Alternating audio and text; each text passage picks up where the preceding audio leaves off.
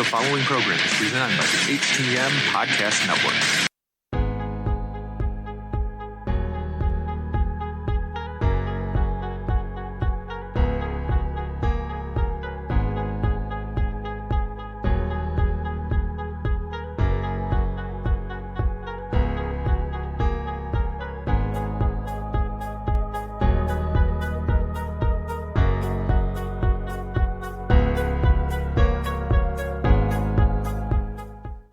Welcome to another episode of Turnbuckle Talk in partnership with the Chairshot.com, presented by the Hitting the Marks Podcast Network and in association with IndiePW.com. Turnbuckle Talk is sponsored by CollarandelbowBrand.com, where you get 10% off when using promo code JKPodcast. Turnbuckle Talk is also partnered with Phoenix at FNXFit.com, where you get 15% off all your health supplements simply by using promo code TBTalkPod. Follow the show on Facebook, Instagram, and Twitter by searching at TB Talk Pod. Listen on Podbean, iTunes, Google Podcasts, Spotify, and everywhere you catch your favorite programs. And now, pro wrestling fanatics, are you ready? Here are your hosts, Mighty Joe Morin and Karl Karufel. That is right, everybody. My name is Karl Karufel, alongside the curator of topics, Mighty Joe Morin. Wow, that intro gets me absolutely every time. Thank you to our friend RBV, from the Hitting the Marks Podcast Network. Thank you so much to Rick for always being such an awesome supporter of this show. Yeah, absolutely, man. Before we get into our wrestling discussion, because we got 2 nights of WrestleMania to go through here, other than watching wrestling, how's your last week been, man? Last week has been very, very hectic from doing, other podcasts and doing our podcasts and work and wrestling. And there has been a week-long everything has been wrestling for this entire week. I don't even know how to explain it. It's just been wrestling. Yeah, absolutely. For me too, man. This whole weekend, we've just been cranking out the awesome content over with our friends over at Love Wrestling, covering every night, doing recaps, doing previews, just awesome stuff there. And just, of course, a quick shout out again. I know this is on a different platform, but we are part of the Love Wrestling platform. I just wanted to say again, thank you to all of our Twitch followers and now subscribers. We have officially gotten affiliate status over there. I'm super stoked about that. I know Karl is as well. And again, just in general, just wanted to say thank you so much to our fans for making all that possible and allowing us to bring you the great content over there with our friends over at Love Wrestling. And and one other thing that I want to make note of too, Karl, before we get started, just on a personal note, with our former guest, Mr. Dusty Gold, Mr. Xander Gold, whatever he's going by these days, just wanted to say congratulations. They are expecting a little baby girl coming up soon, and just wanted to say congratulations to him and his lovely wife for the little girl on the way.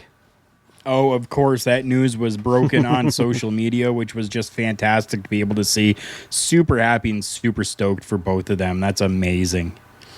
For sure. And one more thing, too, before we start breaking down our matches here, too, Karl. Just wanted to put this out there a little bit because, we are going to go through and give some of our opinions, whether it be positive, whether it be negative, because this has been a very polarizing event with both of these nights here.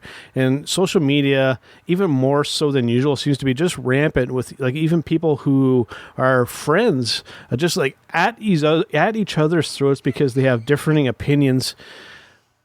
We need to grow up a little bit here, folks. It's perfectly fine to have differing opinions, and just because you do so doesn't make you a bad person. Karl and I disagree on topics all of the time, and that doesn't mean that we have any lack of respect for each other. We have different opinions. It's perfectly fine. And we don't need to be like, oh, because you have a different opinion than me, I deny your existence. That's literally kind of what it's turning into with some of these people on social media, and it's kind of sad, Karl. It's definitely sad. Just because Joe is wrong, it doesn't mean I have to hate the guy. My opinion obviously is the right opinion, but it doesn't mean I have to hate the guy. Come on. The feeling is completely mutual, my friend. The feeling is completely. Sometimes I am absolutely right and Karl is absolutely wrong, but I will not, hate him for being wrong. I mean, I don't know where you're getting your information from. I think you might have been getting it from Dave Meltzer. Oh, Jesus. Yeah. We love you, Uncle. We love you, Uncle Dave. Facebook user in here on the chat with us. I don't know why it keeps on coming up with Facebook user, but I'm pretty sure that's going to be our loyal listener and follower, Dawn. I'm pretty sure that's Dawn. Absolutely.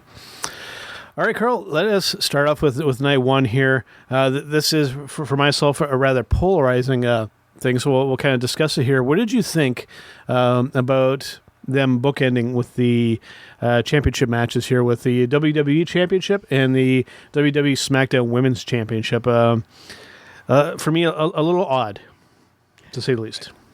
And that's a constant with you. It always has been, and I'm sure it always will be. I know that you are a lot more of the old school when it comes to making sure that you have got, the slow build coming all the way up to the finale, the big show. Yep, that's Don Lewis. Perfect. But I mean, for me, I was kind of okay with it because they gave us a really good match to start the night out, got everybody all pumped up and hyped up, and then ended it with, another good matchup to let people go home happy. Yeah. Yeah, for sure. I would have liked to have seen a little bit more involvement with MVP. It felt a little strange, and we discussed this over on the Love Wrestling platform with our reviews and recaps and whatnot, that it was a little odd, just given we actually had a crowd there and MVP causing a verbal distraction, but kind of it was barely audible. Like the crowd was actually louder than his kind of distraction. So that dynamic was a kind of a little strange, but it kind of is what it is. Personally, I didn't have any complaints with the match. At least, given that we had the rain delay at the beginning, at least they didn't go like 30, 40 minutes, because I think then you would have risked burning your audience out with that very first match, and then it would just feel like a slog going through the rest of it, right? Yeah, definitely. I agree with that. I'm glad that it didn't go as long as it could have. It was just a nice, quick, simple matchup that happened, but really got everybody pumped up. Yeah, for sure. So, and of course, Bobby Lashley walking out, retaining that championship. Next up, we had a match. This is kind of one of my low points for the evening, at least for myself here. We had this tag team turmoil match with just basically every women's tag team involved in there. This was a real cluster here, Karl. For me, it wasn't necessarily, I don't really like using the term piss break match. I know some people do, but I watched this match, but it was one of these ones where it didn't really resonate with me. I mean, I like to see Natalya have some kind of success, but I think just given how the match was kind of unfolding, Karl, it should have gone to the Riot Squad, the way that they were setting it up. You're right. Okay, so mark that down on your calendars, people. Karl Karufel said Joe was right. I mean, definitely I figured that it should have gone to the Riot Squad. Now, definitely I was 100% happy that it went to Tamina and Natalya. Don't get me wrong, 100% I was. We're going to get into it, but night two... We'll get to that. Okay, but... I wasn't totally pissed off by that decision to have Tamina and Natalya win it. For sure. Next up, we had arguably, this was actually my match of the night for night one, and arguably one of the better ones for actually the whole weekend here. We had Cesar versus Seth Rollins in just a straight up singles match. They finally, Karl, not only gave Cesaro a one-on-one match at WrestleMania with no bullshit, they actually put him over and they actually got him to win. That was a genuine emotional moment for myself, and they finally put over the right guy and finally gave Cesaro his moment, not necessarily for a title, but I mean, it still resonated with me and I think a lot of people. I think it really did as well. I mean, I was super happy with the matchup, with the outcome, with everything that happened. I was happy with it. And props to Seth Rollins as well. It's about time. Yeah, and props to Seth Rollins as well. He made Cesar look really good in there too. We had the swing spot too, which I mean, always a hit with the fans, myself included. And you know, he could have kind of stolen a bit of the show here, but I mean, it was all about giving that spotlight to Cesaro. And again, I'm giving WWE props to here. They did the right thing here, and it was nice to see. And I'm hoping that this will springboard him to a bit of a bigger spot, because damn it, that guy's earned it. Definitely he has. Even Dawn is saying it's about time they gave him his moment, and fully agreed. Absolutely. Next up for the WWE Raw Tag Team Championship here, we had AJ Styles and Omos versus Kofi Kingston and Xavier Woods. This was an interesting one here for me. You know, typically I'm not a tag team guy necessarily, but what was really interesting with this match, Karl, was the big guy, Omos. They did a good job using him, and now he's a legitimate big guy that's... They set him up to be somebody of some significance. I think it was interesting. They didn't overuse him. They just had him kind of be that kind of intimidating presence. But when he stepped into that ring, it was like, oh, shit, it's on. Right? That's exactly what it was. That's exactly what it felt like. And you're right. I like that they did not have him do a whole lot with the matchup. They just let him go in there, be the big guy, dominate as a big guy, because the guy is freaking huge. And they just made him out to kind of be that monster big guy. And I was perfectly fine with that. Absolutely. Next up, they won. And they won. Yes, they won the tag team championships. Yep. Yes, so we have new tag team champions. Very cool. Next up, we had the steel cage match with Braun Strowman versus Shane McMahon. You know, typically, would have been okay with this. For my issue more with this one was the build for this here, Karl. It was a little... I don't know how to exactly word it. With Shane constantly, calling him stupid, and then, doing the green slime thing, which made absolutely no sense. It's treading on slightly kind of bad taste when it comes to that. I thought, and then Braun really kind of going away, this is for all the people that have been called stupid and blah, blah, blah. Like, it just said the optics of it are a little bit bad. I get, we're trying to push the envelope a little bit with some risque stuff, but it felt a little hokey. Like we had to get Shane in there to do something. This was honestly a match here, Karl, that I could have done without. They did okay in there. There ended up being some decent spots in this match, but this would have been one that I would have been okay to not have, honestly. I'm happy that they had it, to be honest with you. I mean, I'm glad that there was a steel cage that was brought in for this, right? I mean, it's WrestleMania. Yeah. I mean, not everything can just be on the mat wrestling when it comes to WrestleMania. You got to be big, you got to be bold, you got to be grandiose with it. The build up, like you say, though, yes, that was a little bit off. To me, it definitely was. And especially when you've got the WWE that is continuously doing these anti-bullying campaigns. Well, now you're showing, one of the heads of the company bullying the staff member. It just really felt off for that reason, right? For sure. Yeah. Wait, hold on here. Stupid cage match. If you can, the stupid cage match. What would have been done with Braun? Yeah. I don't know. Right? That's definitely a fair question. Honestly, I don't know. Just like I said, Braun would have been just gone. There wouldn't have been anything for Braun. I really think there definitely would have been nothing for Braun then. So that's why I'm okay that they had Braun do something in a steel cage match, because he is, again, one of those monsters of the WWE. So why not have him in a monstrous cage match to kind of go along with that character? Yeah. I loved it. I just think that the way they went about it with the story was not right. For sure. Next up, we had Miz and Morrison versus Bad Bunny and Damian Priest. Now, for those who have been watching our show, I was pretty vocal about Bad Bunny. I still stand by that. I think he's a horrible musician.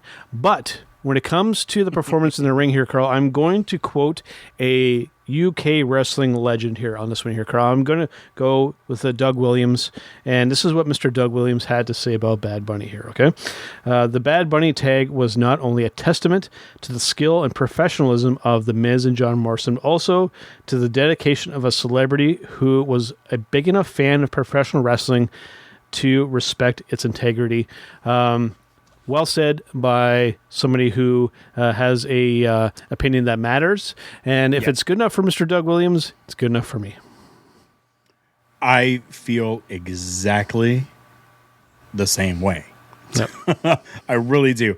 I went into this matchup going, I'm not really expecting very much. I'm expecting Bad Bunny just to maybe do a splash off of the top rope to get the win, and that's really about it that's going to happen with Bad Bunny. But I was impressed.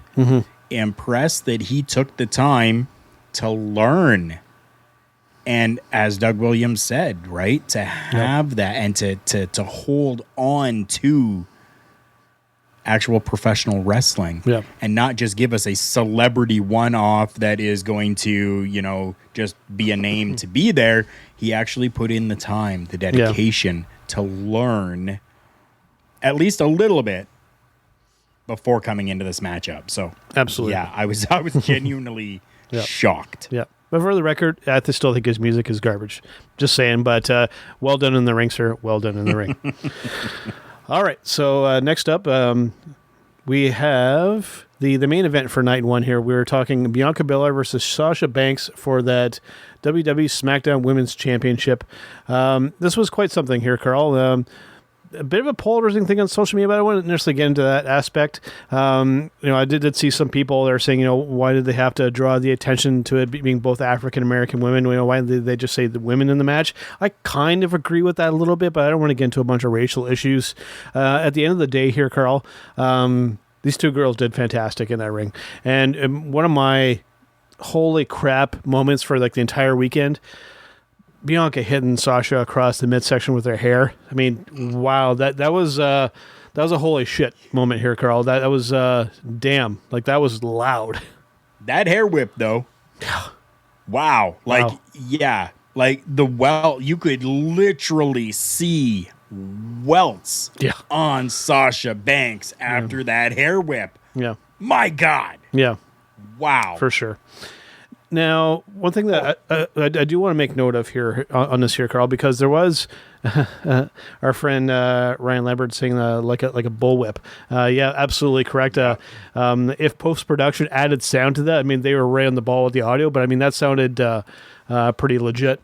One thing that I did see that was getting a little bit of flack about this is, I guess, it was maybe a fan taking a picture or whatnot, but I guess after the match, Sasha was down by the barrier, kind of smiling about the kind of moment. And it seems to be a pretty polarizing thing. And I do agree to a certain extent, that the heel in the match shouldn't be kind of reacting that way. But it wasn't on camera per se. It was just a fan taking a picture. So I know it's a really polarizing topic out there. I've been very vocal about heels and faces in wrestling. For me, if you ever get cheered or if you're kind of being good, then you've kind of failed at being a heel. But I guess in this case, she just got caught on camera kind of at the wrong time. It's a topic that I'm sure that we'll touch on. We've touched on before, and we'll touch on again about the integrity of being a heel wrestler. But it's one of those things where it is what it is. But I'm not going to spend too much time worrying too much about it because honestly, it's a tough conversation to have. Let's just put it that way. It really shouldn't be a tough conversation to have. Okay, so it's for anyone that's putting it out there that this shouldn't have happened. I'm going to ask you simple questions here. Have you ever wrestled? Okay, if you have. Perfect. Yeah. Have you ever wrestled at WrestleMania? Okay. You haven't? Yeah. Okay. So now do you understand? And I'm going to put this out there. I have not wrestled at WrestleMania either. Okay. I have not. I would have loved to have wrestled at WrestleMania. Mm-hmm. I can guarantee you if I were the heel, which I probably would have been, being known as the extreme Canadian Karl Karufel, and I had just gone through a match like that, you become a little human, okay? Your emotions are running wild. No Hulk Hogan reference needed.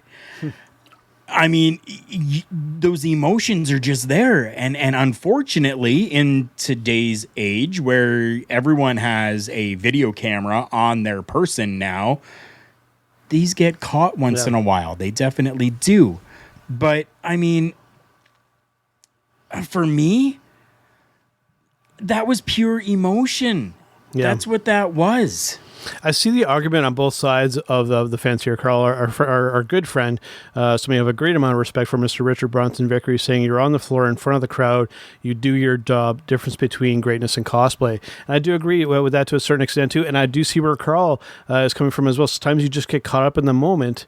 But again, to RBV's point, you know, if you can really maintain that at all times, that really does separate you, it really distinguish you from just somebody who is great to somebody who will be remembered for years and years to come.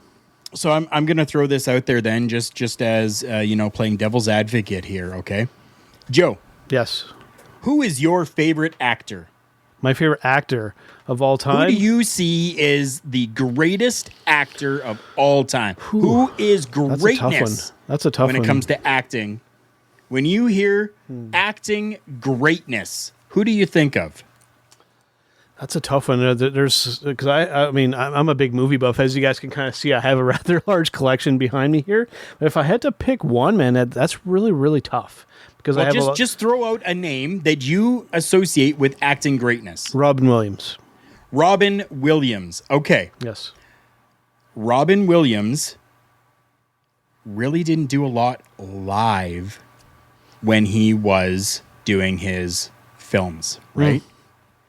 How many takes did it have to be done for Robin Williams to get what you see as greatness? Yeah, we don't really know. Okay. Yeah. Whereas these competitors that are out there are live. They don't have a second take, a third take, a fourth take. They don't have that. This is live. So when Robin Williams' emotions came into play on set, whether it was a sad emotion, whether it was a happy emotion, whether he just started laughing hysterically, they could call cut and redo it again. That emotion came through. They could call cut. Mm-hmm. But with this, they can't. Yeah. So, pal. Yeah. Right? That's kind of where I'm at with this. Yeah. Unfortunately, sometimes emotion gets seen, right? We've got, Dawn saying Sean Connery. Same thing with Sean Connery as well here. Except for maybe The Miz, the only true heel that have it seems, right? So, I mean, I don't know. I mean, I do get, I'll put this back up here. Yeah. I do understand where RBV is coming from as well. I definitely do. But they're live. They don't have that next take. They don't have the opportunity to have cut called on their scene. That's just my take on it. We got RBV again here. Let's just read this super quick. Remember when Hogan smiles and cried at WrestleMania when he made Warrior? Yeah. Happy Hogan was such a classic WrestleMania moment. Yeah. Yeah. Yeah. Having said that now here, Karl, since his name was brought up, I want to make mention of this before we move on, because unlike what I think we were kind of hoping for, we were maybe hoping that, Titus was going to host one night and Hogan would host the other night. They brought them both out for the beginning of each night here, Karl. Now, Titus, I thought, did fantastic. The crowd loved Titus, and I thought that he did very well to kind of get the crowd into things. Hulk Hogan, at this point, I mean, he was literally the crowd literally said, "We don't want you," for lack of a better term. I mean, he got booed probably more than anybody on the entire show. I'm at the point here, Karl. I don't care to see this guy on my television screen anymore. I'll come out and say it. I mean, I understand that he was a very pivotal, very important person in the early days of especially the WWE. I get it. But with everything else that we know and everything that has happened since then, I don't care to see him anymore. I just don't. I've never, honest, and to be totally transparent, I have never been a Hulk Hogan fan. I was a Roddy Piper fan at the time, and I was always rooting for him to kick Hogan's ass because I liked him that much. But I don't care to see Hulk Hogan anymore. And when your audience turns so hard on them for that, I mean, they need to stop using him, especially for this kind of hosting thing. It just doesn't work.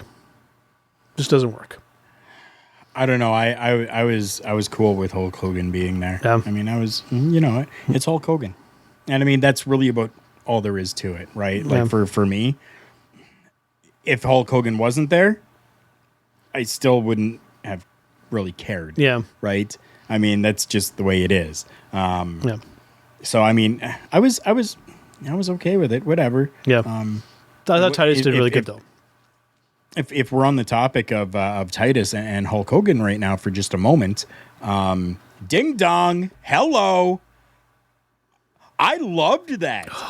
I freaking loved seeing Bayley come out there and be part of WrestleMania. Yeah.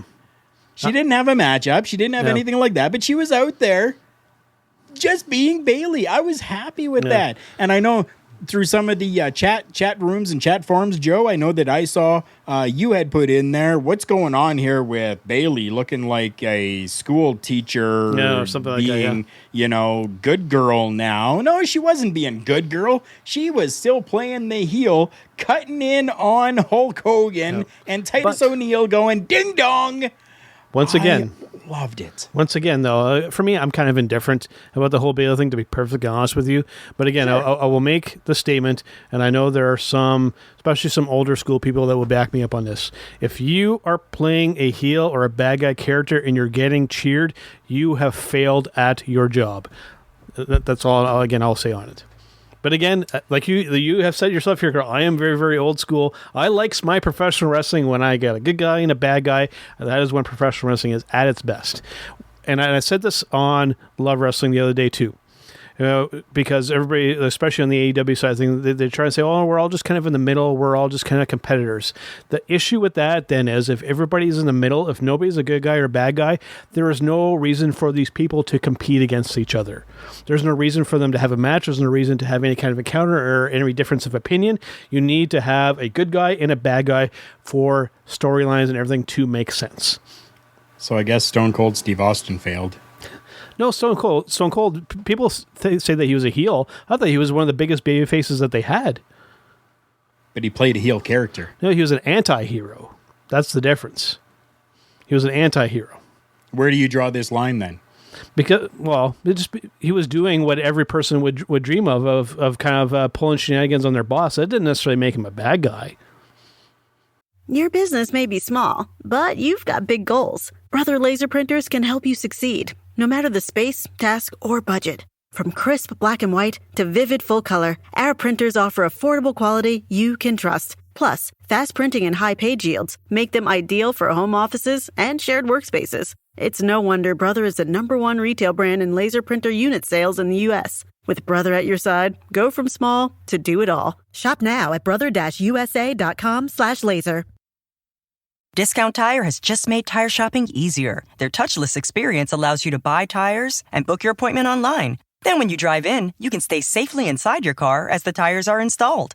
Discount Tire. Let's get you taken care of. Sure it did.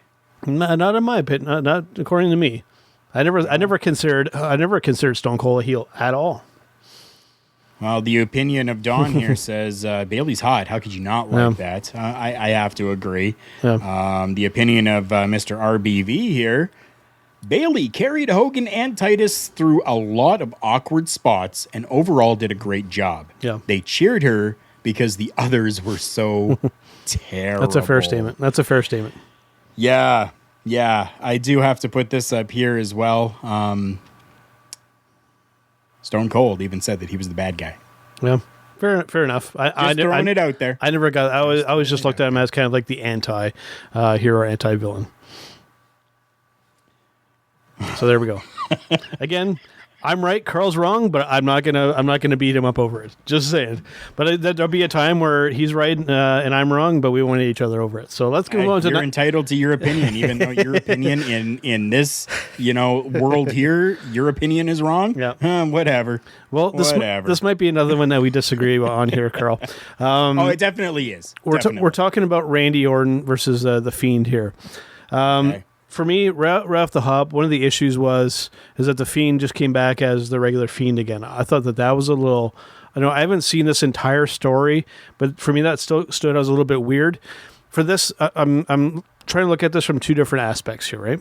As somebody who's seen this entire story unfold and knows has been watching since the Wyatt family with Luke Harper and Rowan and all those guys. They've always made the reference to Sister Abigail and all that kind of stuff. I think those people can kind of piece together what's going on here. Sure. On the other side of things, as somebody who, because we know there are a lot of people that just tend to just watch WrestleMania every year and that's it. They're left watching this going, I don't have a friggin' clue of what's going on with what's going on. That's the only catch. In the end, I thought visually it looked very cool, but even myself, I was left a little confused. I mean, I hope that they will finish and continue telling the story, but so at the same time, even I was left there going, huh? And I wasn't the only one. A lot of people were very confused by this. You may kind of understand the story a little bit more. For me, it didn't quite hit the mark, so to speak. I mean, I understood. Yeah. I understood what was going on here. What I don't understand is where they're going, but I'm not really supposed to understand that right now. And we'll get into that a little bit here. Yeah. Don, kind of, him and I are kind of in agreement with this. I definitely did not miss that. This whole thing was him being reborn. Yeah. Right? Kind of. Like that type of situation. So he's put out there. He's burnt. He was supposedly gone, right? But he's been reborn, right, and came back as the Fiend instead of Charred Fiend, right? So in Pokemon terms, he upgraded his level to Char Fiend, but then something happened and he's now just back to the Fiend. I mean, was it a little weird? It definitely kind of was. Yeah. But I do sort of understand the whole thing about it, right? And especially having watched this feud continuing on all the way through, right? This is kind of, you thought you killed the Fiend. Mm-hmm. You know what? In reality, you haven't. Yeah. Right? And that's kind of what that, in my opinion, that's kind of what that symbolized was you didn't get rid of me, no matter how badly burned and how badly scarred I might have been. You did not get rid of the Fiend. No. Here I am. Yeah. Yep. I guess I could kind of wrap my head around that. For me, it didn't resonate too much, but I thought the match itself had some interesting kind of moments, and visually, one thing I think that they did do right. In previous matches before, they were really harsh with that red lighting. It looked like this time they kind of backed off in a little bit, which I'm kind of glad. But other than that, I had actually picked Randy to win this match. I think technically maybe the right move would have been to put the Fiend over to kind of get his revenge over Randy, but I guess that's open to interpretation and opinion, of course. But to go along with that now, This is setting up for even more. For the Fiend and Randy Orton, which I'm okay with. Yeah, we saw come. I'm going to go right to where the match ends here. We see this Jack in the Box open up again, and then there's Alexa Bliss in a different attire with this thing that was around her head that is now spewing black. Whatever liquid, ooze, goo, whatever, coming out and dripping all down her face, right? And with that, are we now seeing, maybe, as we've hoped for so long, are we now maybe seeing Sister Abigail, right? And essentially, it looks like Alexa Bliss cost the matchup for Bray Wyatt in a roundabout way here. Which now, storyline-wise, we can kind of go like Alexa Bliss has now been revealed as Sister Abigail, and she's going, all these years, you have forsaken me, you left me, you ignored me, everything was wrong with what you've done to me, and now I'm here and I've just done this wrong to you. Yep. Right. And then in a roundabout way, we're coming full circle with that whole Sister Abigail thing, which is now going to be like Sister Abigail is now going to be controlling the Fiend, which is now going to create more matchup between the Fiend and Randy Orton. So just, I know it's weird. It's really out there, but that's kind of what I see happening with that entire thing right now. There you go. Next up, we had for the tag. We had a tag team match for the WWE Women's Tag Team Championship. I'm gonna say right off the hop on this here, Karl. Little disclaimer though, that, like, don't get me wrong. I love Natalya. You know, she's part of the Hart family. She's done a lot of good stuff here, Karl. This match, in my very humble opinion, again, was the drizzling shits. I thought all four of these girls did absolutely horrible in this match. The match had no flow to it whatsoever. Karl, I mean, this is... I don't know what you think about this match, but this did absolutely zero for me.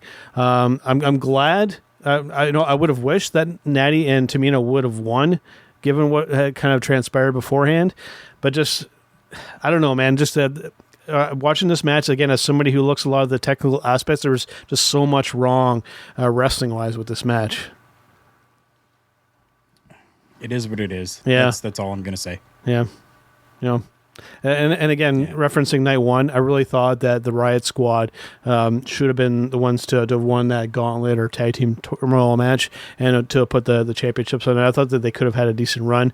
Hopefully, eventually it'll happen because I think that those two have some momentum behind them. So, I honestly had thought and was really hoping that Tamina and Natalya would have gotten those championships, especially the night before, having them win this gauntlet match and then coming over. I thought for sure we were finally going to get Natalya with an amazing WrestleMania moment and winning the tag team championships and, you know, being able to go on and do some good things with the belts. But then, it all just went to hell. Sideways. And I'm not going to speak about it anymore. Fair enough. Next up this was just a singles match between Kevin Owens and Sami Zayn with Logan Paul at ringside. I'll make a music reference here with this here, Karl. For me, with Kevin and Sami, it was like we put on a show, but we played the classics, but we didn't see any new material. I thought we retreaded a lot of ground. I thought what they did was fine. You know, as somebody who's seen a lot of their Ring of Honor work and a lot of their stuff outside of the WWE, you know, fantastic. You know, I think that they still had a decent match here, but it didn't blow me away. And honestly, that it had to. I think the match served its purpose, so to speak, kind of somewhere in the middle, but it's another one of those ones where it is what it is. I'm not going to shit over the match because I thought they still did okay, but it's not going to be on my must-watch list afterwards. Even though this is something that I have seen from them numerous times throughout several years, I was happy with the match. Yep. I definitely still was. Did good. I mean, like you said, I can't crap all over it. I really can't because it was a good frickin' match, which is what we get from Kevin Owens and Sami Zayn. Absolutely. Definitely it is. So I was happy with it. Absolutely. Yeah. Next up for the WWE United States Championship, this was actually my match of the entire weekend here, Karl. We're talking Sheamus versus Riddle. Absolutely fantastic. Absolutely fantastic. I loved this match. Sheamus and Riddle did absolutely amazing in there. Beforehand, we saw a little bit of kind of some funky stuff. We saw Riddle talking to the great Khali in a really awkward thing. Like honestly, like Riddle looked like he might have just smoked a bowl before he did that segment, but it is what it is because they actually had RVD come in and offering RVD rolling papers. That was absolutely fantastic. I popped pretty hard when I saw that. And dude, like the match, absolutely fantastic. Riddle is one of these guys that blurs that line between MMA and pro wrestling better than most out there. Just because he incorporates an equal amount of both. It's not just a bunch of kicking and punching, but he incorporates a lot of actual professional wrestling. And Baszler. right? He incorporates a lot of professional wrestling in there as well. I enjoy the hell out of Matt Riddle, and I enjoy the hell out of Sheamus. And I'm actually okay with them putting the belt on Sheamus here. Dude's been busting his ass lately, so well earned. Yeah, definitely. Before I get into that, I just want to go back really quick to the previous matchup here. So Don saying it was a good match, that he figures they hit the mark. We're talking Sami Zayn and Kevin Owens. And then along with that as well, it was about Paul's 9.22 million YouTube subscribers to put more eyes on Kevin Owens and Sami Zayn. So yes, definitely that's exactly what it was about. They still put on a great matchup. So if that matchup there is the only match that those 9.22 million subscribers watched, they might have actually gained a couple of fans. Maybe. Right? Yep. There's definitely that potential. Yeah. So I'm okay with that. Yeah. Now, Matt Riddle. Yeah. What about Matt Riddle? Okay. I am not a fan of Matt Riddle. No? Still? Yeah. I don't believe that I will ever be a fan of Matt Riddle. The character or the wrestler? It just irks me the wrong way. Okay. Now, I do have to say that my eyes were opened ever so slightly from this matchup. No. Right? So in this matchup, didn't see him now as that MMA fighter trying to be a professional wrestler. I saw a professional wrestler. Yeah. So my eyes were opened a little bit, and I was happy with that. Yeah. The matchup was superbly fantastic. I'm good. Yeah. One thing I will say for Matt Riddle, I do think at some point there needs to be like some adjustment in the attire, specifically footwear. I think he does need to either get some shoes or some boots on at some point, just for the simple fact of avoiding injury. Stepping on toes or whatnot, I do think that he needs to put on some shoes, hippie, at some point, just to protect yourself. Just to protect yourself. I mean, I get it; it's part of the gimmick, but I think at some point, we need to put on some boots. But then he can't flip them off. That's true. That's a fair statement, right? We do have to say here, Richard Bronson Vickery, our good friend RBV, saying reports saying Riddle might be used as the new R-Truth. What are our thoughts on that? What are your thoughts on that, Joe? I hope not. Because like he had said, they do seem to go a little over the top with some of like the stoner jokes and whatnot. Vince and the crew are laughing up at the giggle position with this kind of stuff, but I just hope that they let him be Matt Riddle the wrestler, and have a little bit of the comedy and the shtick in there, but just don't have him just be a laughing stock. Still let him go out there and do his thing, because he is damn good in that ring, regardless of whether you like the character or not. True. Yeah. Now, my thoughts: Riddle being the next R-Truth. Okay. R-Truth, often imitated, can never be duplicated. Yeah. Never. There you go. There's one R-Truth. There's only ever going to be one R-Truth. There's only ever going to be one guy who could do as good of a job as R-Truth has done with that character. I love R-Truth immensely. Think everything he does is amazing. Love it. Love the comedy. Love his work in the ring, whether it was, back ROH, whether it was Impact, no matter what he was doing. Yeah. I loved watching K-Quick, dude. K-Quick. Back WWE years ago. Yeah. I absolutely love R-Truth inside that ring. And this added comedic element that he has now, I think works fantastically. And I don't think that anybody will ever be able to do it just as R-Truth has done. For sure. So next up we had the matchup between Apollo Crews and Big E for the Intercontinental Championship, this Nigerian drum fight thing. So a couple of things, like going into this, I don't think that stipulation or whatever was explained too well. Like literally going into the match, I'm like, okay, so like is the guy who wins this match, like, are they the first ones to finish playing a song on the drums? Like, were they going to have a drum on each post and the first person that touches the drums wins, or is the first person to go through a giant drum?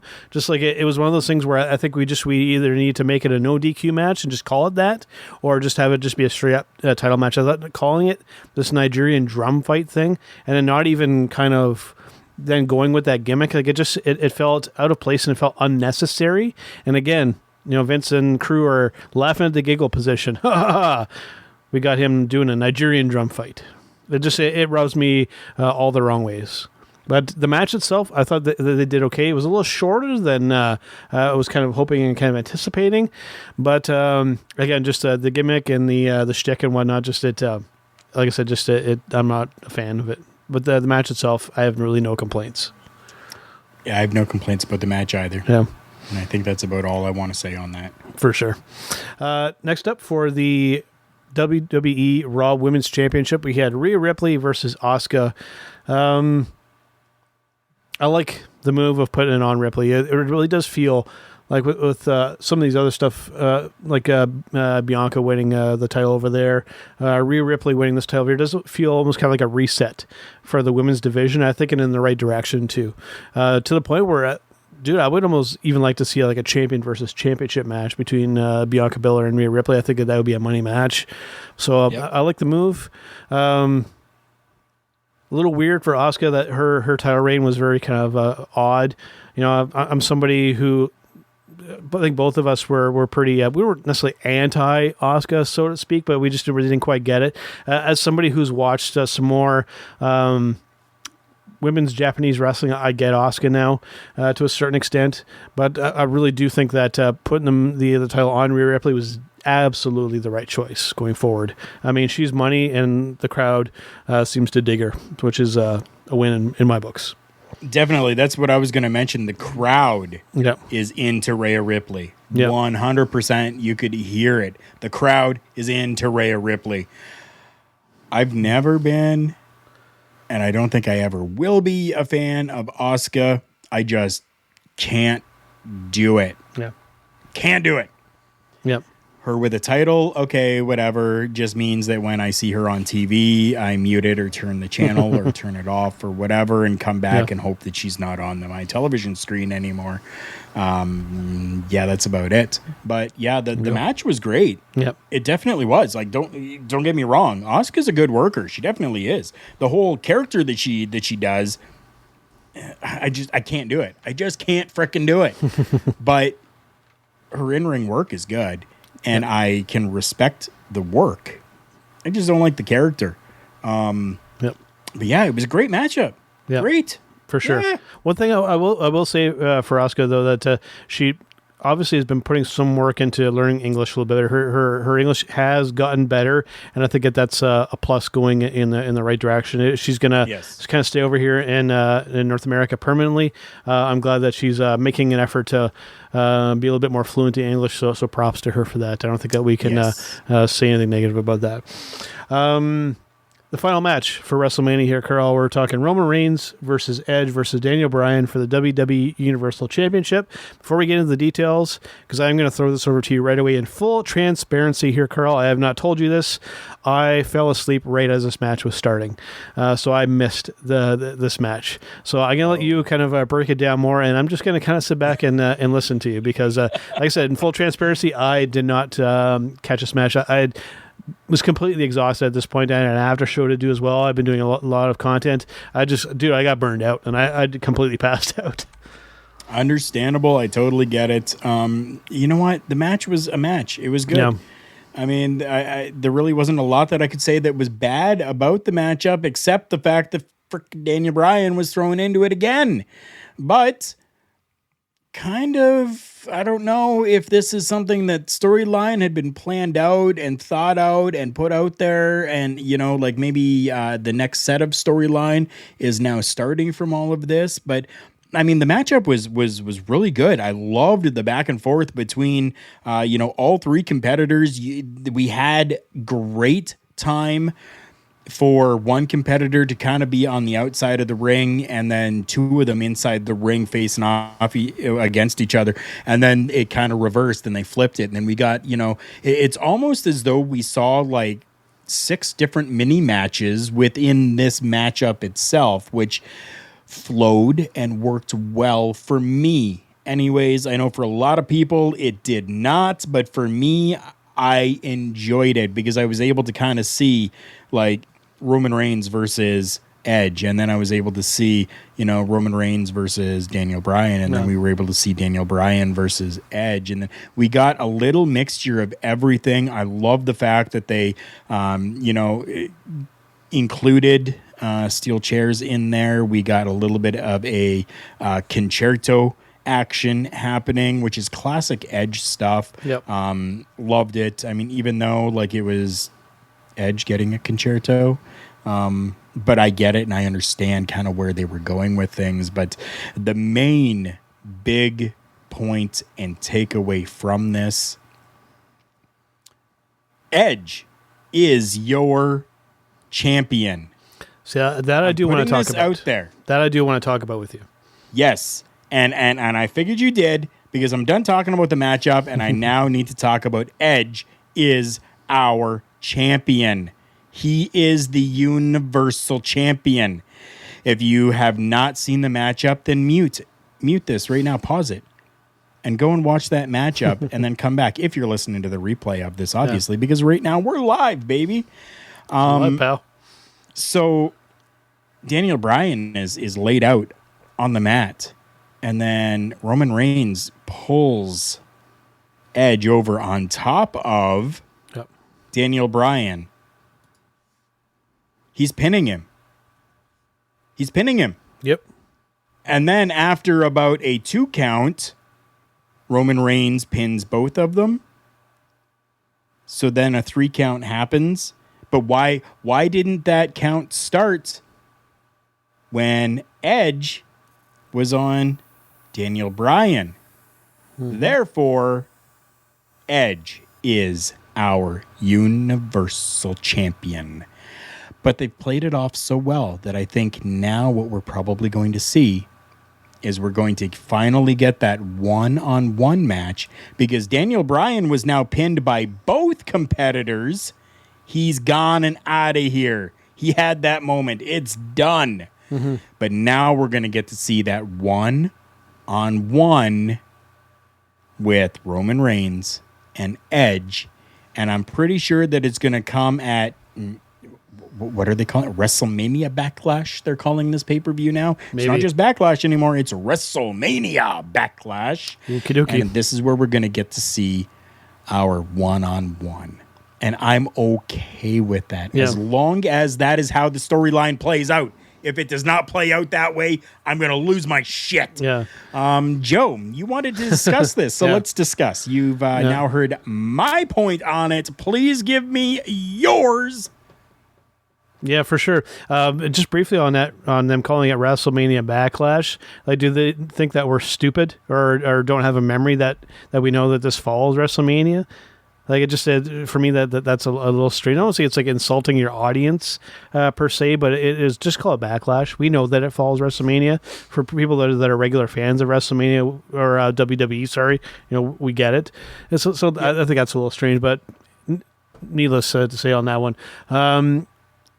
We had a controversial finish to this match here, Karl, and commentary didn't really kind of make note of it, and it felt like that was a good opportunity to like do a progressing story. Although I will say, again, the old school fan of me, we should be finishing storylines at WrestleMania instead of like continuing or starting them. But again, I digress on that. But we had a controversial finish, and we just pretend he just stacked them both up and pinned them. I'm like, well. Yes and no. Just it creates some confusion, and we had a controversial finish. And hopefully, on Raw or SmackDown or whatever, hopefully we follow up on that. Because if we just continue on like it was a normal finish, then we got problems. Yes, right. That's exactly what I just said. Yep. Then we got problems. I can't say any more on that. Yeah. Yep. All right, man. Well, that wraps it up here for WrestleMania. Again, for myself, or just overall, a mixed bag of some good, some stuff that I'm kind of indifferent about, and some stuff that I definitely wasn't a fan of, Hulk Hogan. But thought overall, we did a good job here. I'm not going to shit all over the show because there was some good stuff here, and and whatnot. So. Yeah, and no, it was good stuff. And no wrestling show is perfect. Even the most popular, I guess, company in the world still makes mistakes, and we still have problems. So, yep. All right, man. Let us take a brief break here. Hear from our friends over at collarandelbowbrand.com, and we'll come back with some breaking news, our match of the week, which will be our favorite match from WrestleMania, and then we'll follow up with our Showstopper segment. But let's hear from our friend Al Snow and Collar and Elbow. Wrestling. A love and a passion we all share. I've started a wrestling brand. The wrestling brand. A brand founded on the aspects of wrestling. Two entities working together to create a product that connect emotionally for people everywhere. Collar and Elbow is the brand. Passion and love for wrestling is the drive. I am Al Snow, and this is Collar and Elbow, the wrestling brand.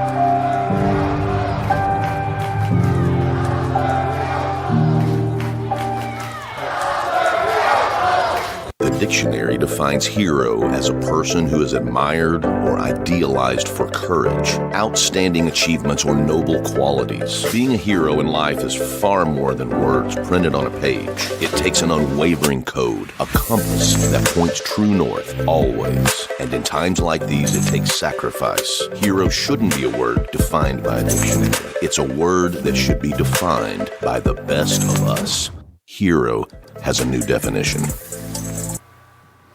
All right, Mighty Joe and Karl Karufel back here on Turnbuckle Talk. And as you heard from our friend Al Snow over at collarandelbowbrand.com, if you use our promo code JKPodcast at the checkout, you can get a sweet 10% off your entire order there. Not just one thing, 2 things, or 10 things. Go crazy and you will get 10% off the entire order. There's, again, as always, there's a ton of great merchandise, on there to check out.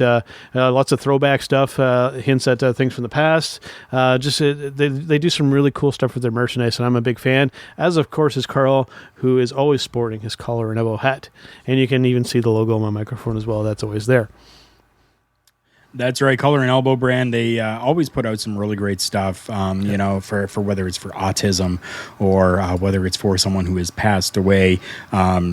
Both of those are shirts that are available on collarandelbowbrand.com right now. There is an autism shirt that is there. Everyone who has dealt with anything with autism knows that they kind of use puzzle pieces as their look for things. And Collar and Elbow brand has a shirt that has that same type of look as well. In the music world, we lost DMX.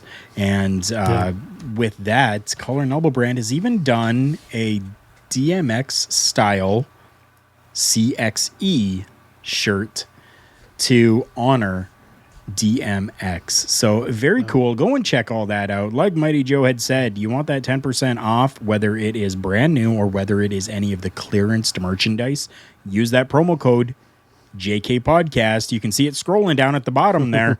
Use that promo code and you will get yourself 10% off that entire order. There we go. All right, let us get to our breaking news segment.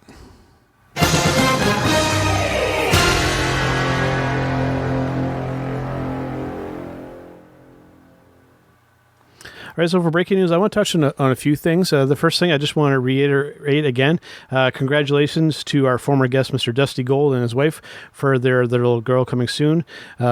Great news there. The next thing I want to touch on was the Hall of Fame. Maybe a little bit of an opinion, but I just wanted to get it out there because I know there are some people that will agree with me. And Karl, maybe as well, given that you're a Collar Elbow fan, you wear their merchandise all the time, is that I feel it was a really missed opportunity by the WWE here, Karl, for the Hall of Fame, for that Warrior Award. I don't know if you would agree with me. It should have been Shad Gaspard. That would have been such a good moment. Yeah, it definitely would have been. I agree that it should have been Shad. Yeah. Now, okay, so Titus definitely is deserving of that as well, right? I mean, he's definitely, I think, for everything that he has done for the company inside and outside of the ring, I think he's earned that recognition. I just wish that maybe Titus would have mentioned Shad at some point, because everybody knows that they were close. They were brothers. They were friends, right? So I think even just that little bit of a nod to Shad would have been a good thing, or something that I think the WWE should possibly start doing is like they do at the Grammys and they do at the Emmys and they do at all these other, and those that we have lost within that last year from WrestleMania to WrestleMania, maybe do a montage, honoring those people who gave so much of themselves to the world of professional wrestling. And that would be a really good homage to those as well. And of course, we would have seen like Shad Gaspard included in that, right? So, yeah, I think it would have been an opportunity for Titus to maybe almost kind of like dedicate it to him. I thought that would have been a very tasteful thing to do. Would have been really cool, but it didn't happen. It is what it is.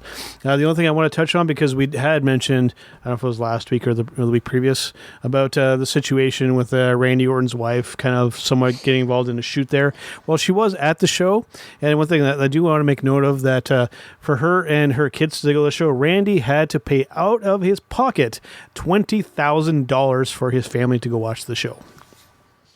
What? Just putting that out there. Ran Randy Orton's personal Twitter account. He had to pay out of his pocket. He was charged $20,000 for his family to go watch him at WrestleMania in person. Yeah. Wow. Mind blowing. Right? I don't even know what to say. Pretty crazy. Yeah. Why couldn't they have let them gone there for free? It's his family. Right. So yeah, it is what it is, man. Sorry to hurt your brain, but I just wanted to make sure that I got that out there, just for a little bit of information. Wow. Right from Randy's own Twitter page. So yeah, a little crazy. Any breaking news you wanted to get to, man? None. I don't have anything this week, to be honest with you. No worries at all. All right, well, if that is the case, then let us get to our match of the week.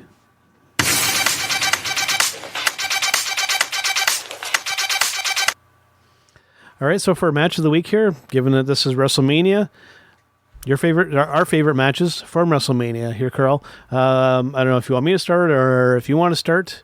You know what? I'll start. I'll pick my favorite match from WrestleMania. I had mentioned it earlier. It's Sheamus and Matt Riddle.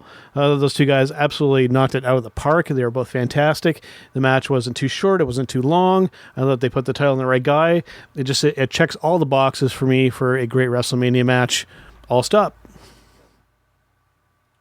Seth Rollins. Yeah, that one was good too. Seth Rollins. That's a good one too. Seth Rollins, Cesaro. It's a great choice. That was by far my favorite match from WrestleMania. Yep. It was. For sure. Yeah. It checked off all those boxes for me. I was very happy with just everything within that. Even kind of the build up and stuff like that. It's like, I mean, I thought it was great. Yeah, I was very much so happy with that. I do want to throw this up here just for a moment here from our friend RBV. How was a trip to Tampa for WrestleMania 20K? Right. WTF. Yeah. We're in agreement, sir. I mean,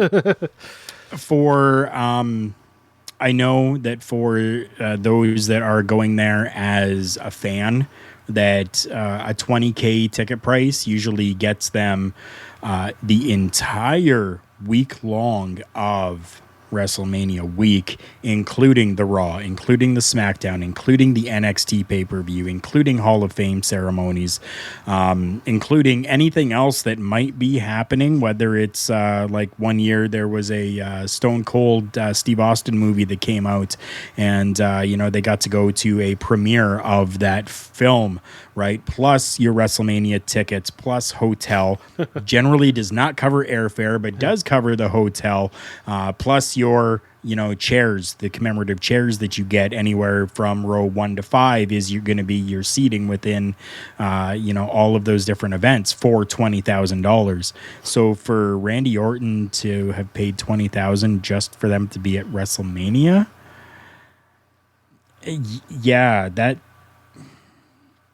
I'm leaving it there. What the F is definitely the right statement for that. All right, Karl, let us get to our Showstopper segment.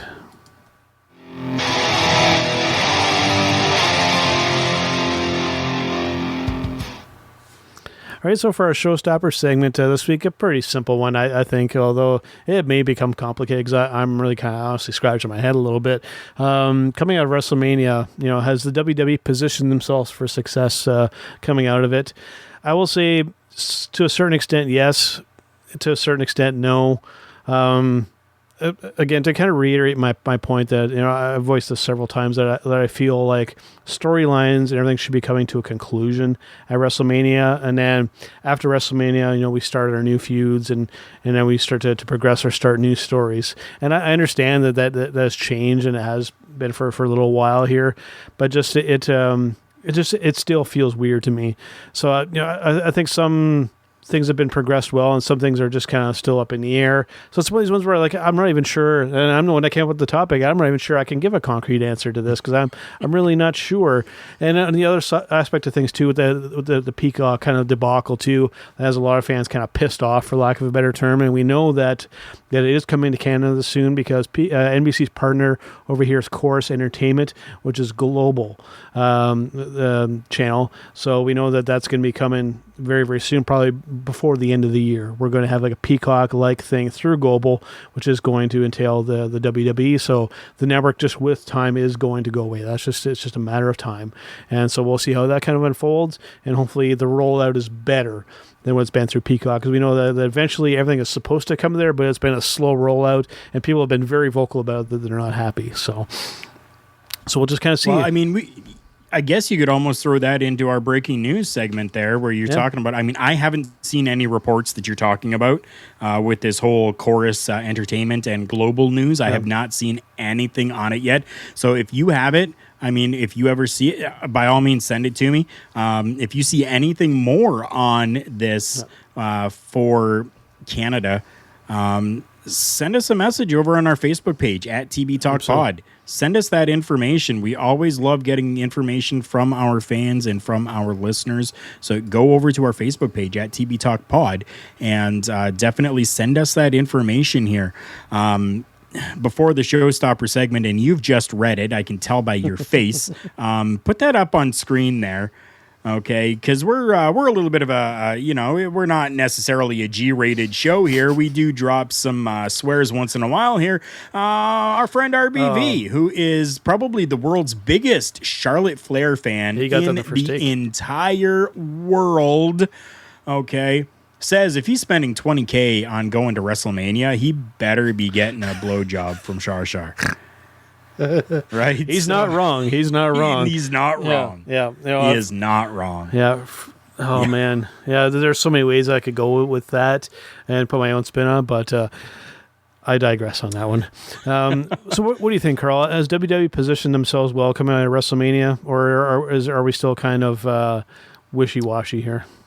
I don't think we're really wishy-washy. Taking a look at kind of, the stories that are, kind of maybe still continuing, and then stuff that can maybe come from these matches that happened and kind of going forward, right? Let's even take the women's tag match that happened, right, on night 2. Well, we could maybe see some progression there as well, where we can see a little bit of a feud starting between, those two tag teams, right? So I'm okay with that, and I think that they're really positioning themselves well to be able to continue on with these new feuds, going a little further into 2021. Did they gain new watchers? I think maybe they had. Because of, like RBB had mentioned earlier, because of Logan Paul, right? So I think that maybe, the WWE garnered a little bit more interest. And then even from people who are not real wrestling fans, but maybe heard that Ash Costello from New Year's Day was playing, right? Doing a theme song, right? And that... other musical artists were there for WrestleMania. And, if they're playing WrestleMania, well, maybe I need to check it out then, right? You had hit on something there, Karl, that I want to make sure to make note of. And maybe it was just the way that I was viewing the program. And as somebody who, you may already know where I'm going with this here, as somebody who goes through and edits audio on a weekly basis. And I was wearing these exact headphones that we're using right now as we're recording and doing Turnbuckle Talk Live here. That performance of Ria Ripley's entrance theme song was cringeworthy. It hurt my ears. Like, I don't know if things were out of tune or if the audio was out of whack, but there was something strange going on there audio-wise. Like, I'm not sure if maybe that I'm just not in tune with this band and how their music sounds, but it was rough. It was rough, man. I don't know. Okay, so I'm seeing things a little bit differently. This was a live performance. That's true. Right? But they do have time to rehearse. Some auto-tuned bullshit that we're hearing on the radio where everything has been fine-tuned and everything is super crisp and everything's good. This was a live performance. Now, I have seen New Year's Day live. They are freaking amazing. They are fantastic. Okay, I've seen other musical acts performed live, and I'm going to tell you, their live performances and what you hear on the radio from any person, any band, anything does not sound the same. It doesn't. Yeah. It doesn't at all. No, okay? Yeah. So for that reason, we can't really shit on the performances that happen because it's a live performance. It's definitely going to sound different. Was there audio issues? I can clearly tell you yes. But it wasn't coming from the band. It wasn't coming from New Year's Day. It wasn't coming from Ash. Ash was doing absolutely everything that she was supposed to do. She sounded great to me for what it was, for it being a live performance. Being somebody who is a fan of New Year's Day, listening to their music all the time. Okay, I can tell you, she's a great singer. Oh, yeah. No, I agree. Seeing her live, she's a great singer. Yeah. But there were audio issues that were happening during that performance. For sure. And not just during her performance. There were audio issues throughout the night. Both nights, there was definitely audio issues that were happening. But and this is the biggest wrestling it wasn't cringeworthy for me. Yeah. That's... and this is the biggest wrestling company in the world. This is the larger point I want to get to, is because we know that they rehearse and they go through this shit. So to have those kind of issues when it comes to the moment, I get that they can occasionally happen. When it happens often, it's like, it's a little frustrating. Again, most people might not be picking up on this, but as somebody who works with a lot of audio, again, I'll even put myself out there, WWE, if you want some help, I'm available. I'm available. Right? I know my stuff when it comes to making audio sound good. I'm available. If you want to pay me to help to work your audio, I will gladly accept. Along with that, though, okay, so they hire companies, local companies, right, to come in and do it. Okay. They had issues with Mother Nature. That bitch. Absolutely, 100%. Right? Yep. So now you've got all your equipment, and it was probably inside the stadium, all this equipment. so that they could visually see what's happening, have those visual cues to be able to tune things to what they need to be, where they need to be. And then it starts raining, and then it starts downpouring, and you have to worry about your equipment. So you're throwing stuff over top of your equipment so that no water gets onto it. And sometimes something gets moved or pushed or whatever. Oh, yeah. And then you've got all of 2 minutes to maybe try to get everything back to where it's supposed to be. That's really difficult, especially, and I'm sure they were using a soundboard that probably had 1,000 different knobs and switches on it. Yeah. Right? As opposed to, a board that's maybe only got, 12 or 15 different knobs on it, So I kind of get it a little bit. I do. Yeah. Yeah. And I guess you just got to be good at, you know what? I'm not going to say it. When it comes to working those knobs, you got to know what you're doing. There you go. On that note, Karl, before we do head out, make sure and get our plugs out there for our wonderful sponsors before we go. Definitely. Oh, we love our sponsors, especially you heard from Al Snow over at collarandelbowbrand.com. I'll just touchly. That's a great word. I will just quickly. We're going to make that into a shirt. Yes, that's right. Maybe Collar and Elbow Brand can help us out and make Touchly into a shirt for Turnbuckle Talk. Go and check them out, though, anyways, over at collarandelbowbrand.com. They've got great merchandise over there, whether you're looking for a sweater, a jacket, a hat, t-shirts, shorts, workout shorts. I mean, they got a whole bunch of different stuff over there. They've even got stickers so that you can purchase some stickers and throw them up everywhere. Put them on your vehicle, put them on lampposts, put them on your mom. It doesn't matter. Put them on absolutely everything you can to get the name Collar and Elbow Brand out there. But make sure you're going to collarandelbowbrand.com. While you're there, everything in your cart can get discounted by 10% when you use promo code JKPodcast. Now, if you're into working out and you're looking for some really great supplements, whether it's super greens, whether it's protein powder, whether it's this new craze with cricket powder, whether you're looking for something to help you sleep, something to help you wake up, I mean, our friends over at Phoenix, they've got a little bit of everything for that. You can check them out by going to fnxfit.com. While you're there, make a purchase and use our promo code TBTalkPod. You're going to get 15% off your entire order over at fnxfit.com. But you got to remember to use that promo code TBTalkPod at fnxfit.com. There you go. And also before we go here, just to make note of, coming up this week on Turnbuckle Rewind over with our friends over at Love Wrestling, we are going to be joined. I created my own word here too this week here, Karl. We're going to be joined by the Hitting the Marks I almost call it the Hitting the Marks Pro Wrestling Podcast. I still want to call it the Hitting the Marks Podcast. Very own Michael Jargo will be joining us on Turnbuckle Rewind to talk about an amazing match here, Karl. Probably from this decade, probably one of my favorite matches. We're going to the Nippon Budokan in 2020 with New Japan Pro Wrestling, the Best of Super Juniors final between El Desperado and Hiromu Takahashi. Wow is all I can say. You guys are in for a treat with that episode.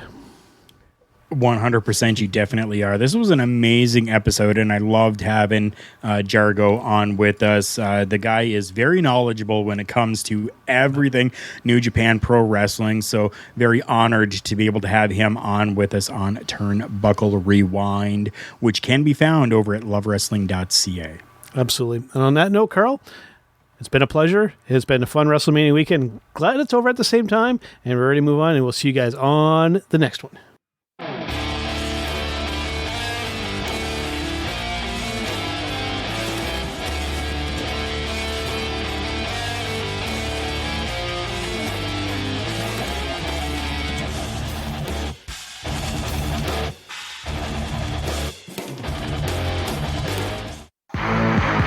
It's me. It's an honor to be the beat.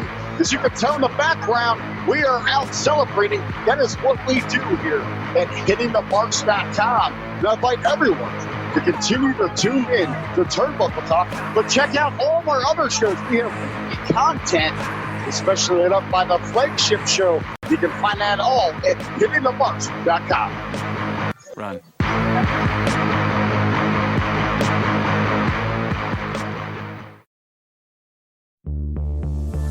Macy's Star Money Bonus Days are happening now. It's a special time when Star Rewards members earn bonus points and get to their next reward faster.